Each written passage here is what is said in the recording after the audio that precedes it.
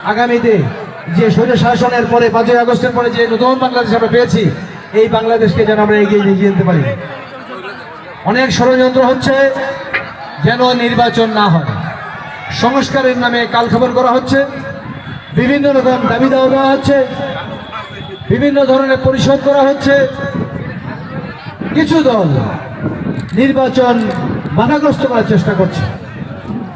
আমরা বলেছি সংস্কার একটা চলমান প্রক্রিয়া, কেউ সংস্কার একদিনে করতে পারবে না, সংস্কার চলতেই থাকবে যুগের পর যুগ।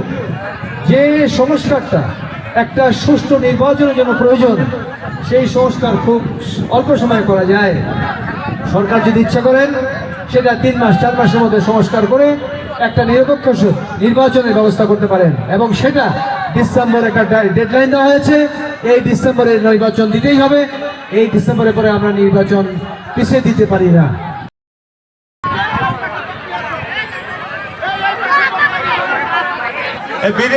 বিরিয়ানিটা স্টেজের পিছন দিয়ে পূর্ব দিকে নিয়ে আসে।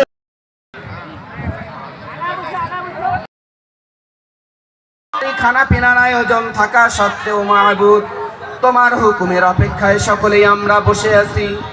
আয় আল্লাহ, দয়া করে এতটুকু ইবাদত যদি তোমার দরবারে কবুল হয়, আয় আল্লাহ সওয়াব খানি কোটি কোটি গুণে বৃদ্ধি করে কায়নামদার তাজদারি মদিনা আহমদ মুস্তাফা সাল্লাল্লাহু আলাইহি ওয়াসাল্লামের রওজা মুবারকে পৌঁছাইয়া দাও।